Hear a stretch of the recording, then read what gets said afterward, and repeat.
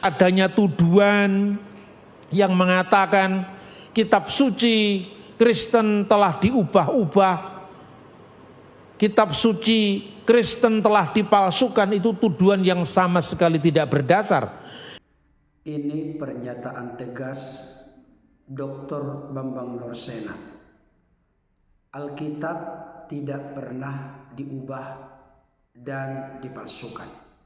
Mari kita simak penjelasan runut, tuntas dan lengkap dari Dr. Bambang Norsena berikut ini. Salah satu dari keunikan iman Kristen adalah bukti bahwa Alkitab itu tidak berubah.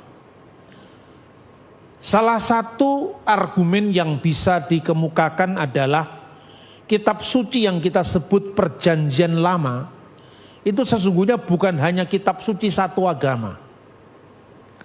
Kitab suci ini adalah kitab suci paling tidak dua agama besar, yaitu Yudaisme dan kekristenan. Kekristenan di sini dengan segala alirannya, mulai dari gereja Ortodok, gereja Katolik, maupun gereja-gereja reformasi Protestan. Orang Yahudi tidak percaya atau belum percaya bahwa Yeshua HaMasyiah, bahwa Yesus Kristus adalah penggenap dari Taurat. Mereka masih menantikan Mesias yang akan datang. Orang Kristen percaya bahwa seluruh kitab suci Perjanjian Lama dan kitab nabi-nabi digenapi dengan kedatangan Yesus Kristus sebagai Mesias atau Malka Mesiha, Raja Mesias yang akan datang.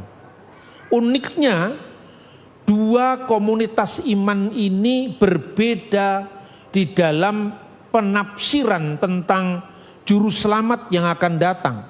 Bahkan dengan kedatangan Yesus juga berbeda dalam memahami misteri Allah yang sudah mengungkapkan diri di dalam Yesus Kristus yang kita kenal dengan inkarnasi, firman yang menjadi manusia, yang diperdalam lagi dengan ajaran bahwa ternyata Allah Israel adalah Allah yang sama, yang menyatakan diri sebagai Ha'ab Wehaben Wiruah Hakodes, Elohim Echad, Bapa, Putra dan Roh Kudus, Allah yang esa. Namun keduanya tetap berlandaskan pada Alkitab yang sama. Orang Yahudi tidak percaya dengan perjanjian baru. Kita percaya dengan perjanjian baru. Mereka hanya percaya perjanjian lama, tapi mereka menyebutnya Tanakh. Taurat, Nebim, kitab nabi-nabi, dan Ketubim, tulisan-tulisan suci yang lain. Sebagaimana Yesus juga mengatakan bahwa dirinya telah diungkapkan, telah dinubuatkan dalam Taurat Musa, kitab nabi-nabi dan Mazmur. Kenapa Mazmur? Karena Mazmur adalah judul pertama dari Ketubim. Sementara kita orang Kristen menyebutnya perjanjian lama karena perjanjian baru sudah datang. Satu kitab yang dilestarikan oleh dua agama. Dua naskah yang diterjemahkan oleh dua komunitas iman di kalangan Yahudi. Perjanjian lama yang sama itu sampai hari ini juga bisa diakui oleh orang Kristen. Dari naskahnya yang paling tua, misalnya ketika kita mengunjungi Museum Israel, di situ ada The Dead Sea Scroll, naskah gulung laut mati yang usianya 2150 tahun. Kristen menerima kitab itu apa adanya. Orang Yahudi boleh menolak Yesus sebagai penggenap Taurat, tapi kitab sucinya tidak berubah. Jadi adanya tuduhan yang mengatakan kitab suci Kristen telah diubah-ubah, kitab suci Kristen telah dipalsukan, itu tuduhan yang sama sekali tidak berdasar. Karena dua agama, Yahudi dan Kristen, sudah berpisah lebih dari 1900 tahun yang lalu, hampir 2000 tahun, sejak orang Yahudi pada tahun 90 Masehi mengutuk orang-orang Kristen saudaranya dalam sebuah konsili yang namanya Yavne atau Yamnia. Tentu bukan hanya orang Kristen yang dikutuk, tetapi orang Parisi itu mengutuk orang Saduki, orang Eseni, dan yang terakhir orang Nosrim. Tetapi kitab sucinya masih sama. Kalau saudara pergi ke Israel, melihat Dead Sea Scroll, itu kitab suci yang dimuliakan Yahudi, tapi juga diterima apa adanya oleh orang Kristen. Orang Yahudi punya terjemahan dalam bahasa Aram yang namanya Targum.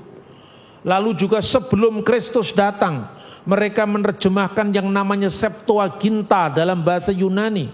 Sementara setelah munculnya era kekristenan, kita memiliki terjemahan mulai yang namanya Pesita dalam bahasa Aramaik, Vulgata dalam bahasa Latin, Koptik dalam bahasa Mesir. Semuanya terpelihara sampai hari ini. Sehingga kalau kita mempersoalkan kitab suci antara Yahudi dan Kristen yang berbeda, itu bukan perbedaan pada teks asli, tapi perbedaan pada terjemahannya. Masih saja berseliweran di luar sana, khususnya dari para apologet dan polemikus di luar Kristen, yang melontarkan tuduhan bahwa Alkitab Kristen sudah diubah dan dipalsukan. Tetapi tanpa dasar yang bisa dipertanggungjawabkan. Saya perlu menegaskan kepada kita, adanya Alkitab itu bukan hasil rekayasa akal-akalan manusia. 2 Timotius 3 ayat 16 menegaskan,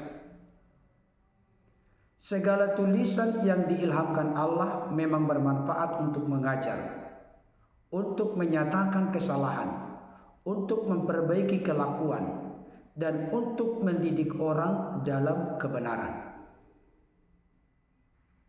Kurang lebih 40 orang yang menuliskan Alkitab itu bukan hasil dari kekuatan dan kemampuan mereka, tapi Roh Kudus yang mengilhami dalam penulisan kitab tersebut. Roh Kudus yang menerangi hati pikiran dari setiap penulis Alkitab, sehingga mereka tidak salah dalam menuliskan kitab-kitab tersebut. Demikian juga halnya dengan nubuat-nubuat yang ada dalam Alkitab. 2 Petrus 1 ayat 20 sampai 21 jelas berkata, yang terutama harus kamu ketahui ialah bahwa nubuat-nubuat dalam kitab suci tidak boleh ditafsirkan menurut kehendak sendiri. Sebab tidak pernah nubuat dihasilkan oleh kehendak manusia, tetapi oleh dorongan Roh Kudus, orang-orang berbicara atas nama Allah.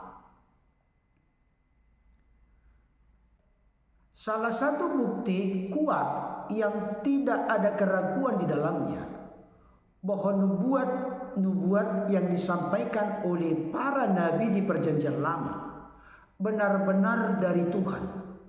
Oleh karena nubuat itu benar-benar digenapi secara khusus terkait dengan kedatangan Sang Firman, nuzul turunnya Sang Firman menjadi manusia, atau dalam keterangan Filipi 2 ayat yang ke-6 sampai 7, Firman itu mengambil rupa seorang hamba dan menjadi sama dengan manusia. Semua nubuat para nabi terkait dengan kedatangan Yesus Kristus digenapi secara sempurna dan paripurna. Saudara-saudara yang dikasihi oleh Tuhan, bagi orang-orang di luar sana, terlebih khusus bagi para polemikus dan apologet di luar Kristen, yang mana Anda semua begitu ringan, mudah melontarkan kata, membuat pernyataan bahwa Alkitab Kristen sudah diubah-ubah, sudah dipalsukan, yang mana menurut kami orang-orang Kristen merupakan klaim kosong, hampa, dan tidak berkualitas. Coba menjawab pertanyaan-pertanyaan berikut. Bagian mana dari Alkitab itu yang diubah atau dipalsukan? Silakan jawab. Kapan Alkitab itu diubah atau dipalsukan? Tahun berapa? Di mana Alkitab itu diubah atau dipalsukan? Atas dasar apa atau apa alasan untuk mengubah atau memalsukan Alkitab tersebut? Tolong silakan dijawab pertanyaan-pertanyaan ini. Berikutnya, siapa yang mengubah atau memalsukan Alkitab? Jika sudah diubah atau dipalsukan, silahkan beban pembuktian ada pada yang menuduh di mana Alkitab yang asli. Kalau Anda semua hanya membuat klaim tanpa bisa dibuktikan mana yang asli, berarti benarlah realita kenyataannya. Alkitab yang dipegang oleh orang-orang Yahudi maupun orang Kristen benar, orisinil, asli adanya. Saudara-saudara perlu juga mengerti, memahami. Ada ungkapan yang sangat bagus menegaskan, siapa yang mendalilkan, dia juga yang bertanggung jawab membuktikan dalil tersebut. Jangan sampai muncul kesan yang begitu kental karena isi Alkitab tidak sesuai dengan doktrin, ajaran, dan keyakinanmu.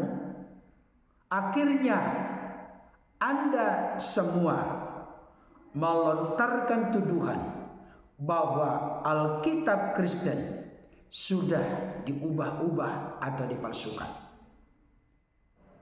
Jangan begitu dong. Jangan melontarkan tuduhan oleh karena isi kitab sucimu berbeda dengan isi kitab suci kami yang adalah Alkitab. Kalau memang berbeda, ya sudah, saling menghargai saja di dalam perbedaan tersebut. Kiranya penjelasan yang akurat dari Dr. Bambang Nursena dan sekelumit apa yang saya sampaikan dapat memberi inspirasi bagi kita semua.